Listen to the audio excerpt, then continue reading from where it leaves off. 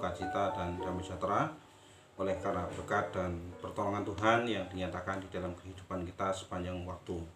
Kita bersyukur pada kesempatan pagi hari ini karena kita masih dipertemukan kembali dan kita akan bersama-sama untuk belajar firman Tuhan. Kita akan merenungkan firman Tuhan supaya kehidupan kita akan semakin dibenarkan, kehidupan kita akan semakin mendapatkan pembenaran dari Tuhan sehingga kita akan menjadi anak-anak Allah yang lebih baik. Kita akan bersama-sama untuk membuka firman Tuhan dari Roma pasal yang keempat. Roma pasal yang keempat, kita akan membaca khususnya ayat yang ketiga. Memang untuk lebih jelasnya kita bisa membaca dari ayat 1 sampai ayat yang ke-25. Namun saat ini kita akan membaca khusus ayat yang ketiga. Roma pasal 4 ayat 1 sampai yang ke-25, tapi kita akan membaca ayat yang ketiga. Demikian firman Tuhan. Sebab apakah dikatakan nas kitab suci, lalu percayalah Abraham kepada Tuhan dan Tuhan memperhitungkan hal itu kepadanya sebagai kebenaran. Bapak Ibu Saudara yang dikasihi Tuhan, firman Tuhan yang akan saya sampaikan pada kesempatan pagi hari ini diberikan judul yaitu visi Allah bagi orang percaya untuk dilakukan. Apakah visi itu? Ya, visi itu merupakan satu pandangan ke depan atau tujuan atau sebuah gambaran mengenai cita-cita terhadap apa yang akan kita lakukan. Nah, di sini kita melihat bahwa kalau kita membaca dari ayat 1 sampai yang ke-25, di mana Allah memberikan visi atau tujuan hidup kepada Abraham untuk dilakukan. Nah, di mana Abraham menerima visi itu dan dia selalu sadar terhadap visi itu dan tidak pernah hilang dari pikirannya, dan itu selalu menjadi dasar untuk melakukan kehidupannya di dalam kehidupan sehari-hari. Yaitu apa yang menjadi visi Abraham yang diberikan Allah kepada Abraham, yaitu yang pertama kita melihat bahwa Abraham akan menjadi bapa segala bangsa. Kemudian yang kedua, kita melihat bahwa Abraham akan memiliki keturunan yang sangat besar. Walaupun pada waktu itu kita melihat bahwa Abraham dalam kondisi fisik yang sudah usia tua, namun visi inilah yang menjadi tanggung jawab bagi Abraham untuk dilakukan, dan ternyata Abraham bisa melakukan visi ini sampai apa yang dikatakan oleh Tuhan itu dinyatakan. Nah, Bapak Ibu Saudara yang dikasihi Tuhan Yesus, saya ada ilustrasi yaitu di mana bahwa di sebuah desa yang terletak di bawah lereng gunung sedang mengalami sebuah kekeringan atau masa kekeringan yang cukup panjang.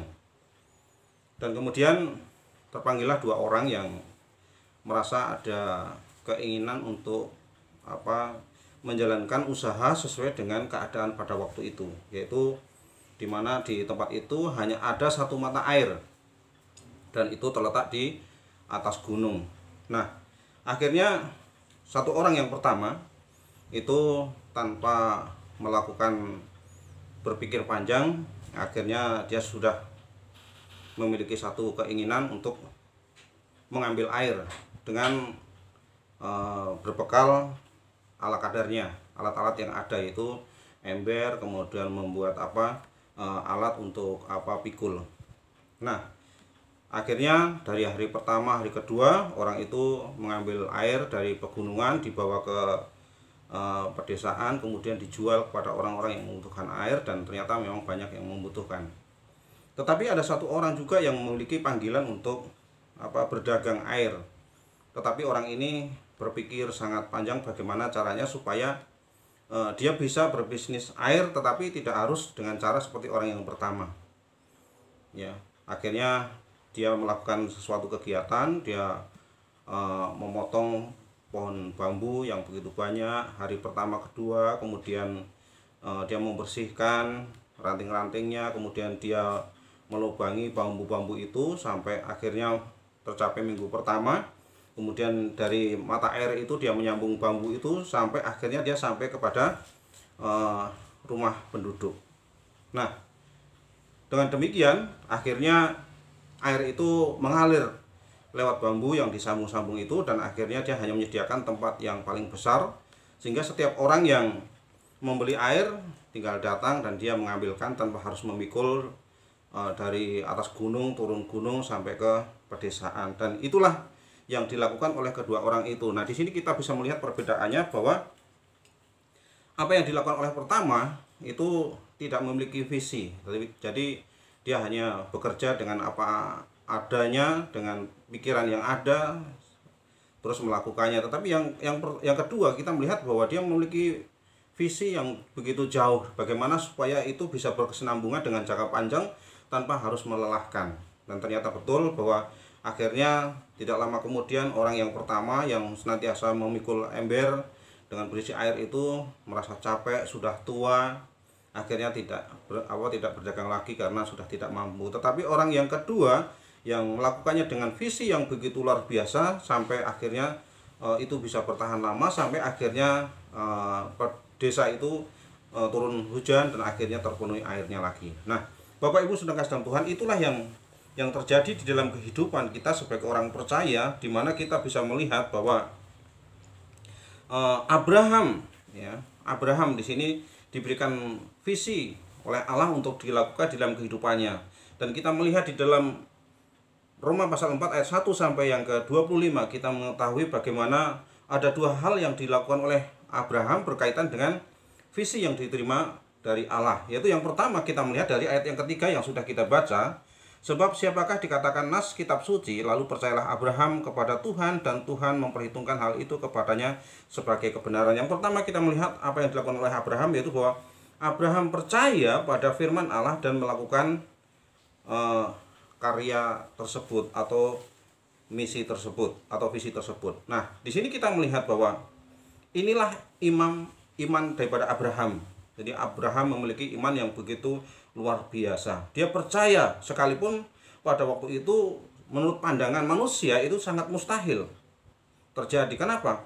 Karena Abraham sudah usia, sudah lanjut umur ya. Sedangkan janji atau visi yang diberikan Allah kepada Abraham adalah bahwa dia akan menjadi bapa segala bangsa, kemudian dia akan memiliki keturunan yang begitu banyak dan tidak terhitung banyaknya. Nah, apa mungkin menurut pemikiran manusia? Tetapi Abraham selalu berpikir bahwa itu seakan-akan sudah terjadi dan itu akan terjadi ya. Jadi dalam setiap kehidupannya, setiap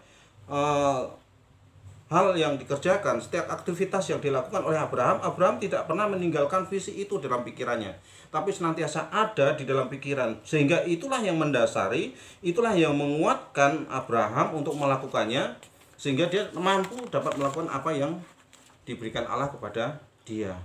Apa yang dilakukan Abraham di sini kita melihat diperhitungkan sebagai kebenaran karena Abraham sudah melakukannya dengan iman. Jadi itulah Bapak Ibu saudara kasih Tuhan, Abraham percaya kepada firman Allah dan melakukan visi tersebut. Nah, ini hal yang luar biasa. Nah, kemudian yang kedua kita akan melihat apa yang dilakukan oleh Abraham berkaitan dengan visi yang diberikannya, yaitu yang kedua kita membaca ayat yang ke-13. Dikatakan, sebab bukan karena hukum Taurat telah diberikan janji kepada Abraham dan keturunannya bahwa ia akan memiliki dunia, tetapi karena kebenaran berdasarkan iman. Yang kedua kita melihat bahwa Abraham memahami apa yang harus dilakukan berkaitan dengan visi Allah. Abraham melangkah dengan iman. Ya, dan dia paham, dia memahami apa yang harus dia lakukan, apa yang harus dia kerjakan. Sehingga dalam segala tindakannya Abraham melakukan dengan kebenaran. Nah, visi itulah yang mendasari bagaimana Abraham sadar harus berbicara di dalam kehidupannya sehari-hari. Bagaimana dia sadar harus bertindak sehari-hari. Kemudian dia sadar bagaimana harus menjadi teladan di dalam kehidupannya. Kemudian dia menentukan langkah-langkah yang akan dikerjakan setiap harinya. Sehingga apa yang dilakukan oleh Abraham itu tidak keliru. Kenapa? Di dalam pikirannya selalu ada visi Allah yang diberikan Allah kepada Abraham, dan dia tidak pernah melupakannya. Bahkan Abraham dikatakan di dalam ayat yang pertama tadi, dia mempercayainya dan melakukannya. Abraham tidak asal dalam menjalani kehidupan sehingga visi Allah terjadi. Nah, Bapak Ibu saudara kasih Tuhan, bagaimana dalam kehidupan kita sebagai orang percaya bahwa kita juga diberikan visi oleh Allah untuk dilakukan dalam kehidupan kita. Allah menghendaki, kalau kita membaca di dalam kitab Matius pasal 28, sana dikatakan bahwa kita harus menjadi pemberita firman Tuhan. Pergilah, jadikanlah semua bangsa muridku, dan baptislah mereka dalam nama Bapa, Anak, dan Roh Kudus. Namun secara sederhana Allah mendaki bahwa kehidupan kita menjadi terang, kita menjadi garam dunia, dan itulah yang akan membawa orang-orang untuk percaya kepada Allah dengan melihat kehidupan kita. Nah, tanpa kita menyadari bahwa itu adalah misi dari Allah, tanpa kita menyadari bahwa itu adalah visi dari Allah, kita tidak dapat melakukannya. Bahkan mungkin apa yang kita lakukan adalah sesuai dengan keinginan kita sendiri. Asal kita berjalan, asal kita bicara, asal kita melakukan, seperti dalam ilustrasi yang orang pertama tadi. Nah, tapi kalau orang percaya sadar bahwa kita memiliki visi dari Allah, maka apa yang kita kerjakan itu tidak akan sembarangan. Kita tidak akan sembarangan menjalani kehidupan kita sebagai orang percaya. Namun kita punya tujuan, punya cita-cita, ya, sesuai dengan apa yang Allah berikan kepada kita. Tidak asal bergerak, tidak asal bicara, tidak asal berbuat dalam kehidupan kita sehari-hari.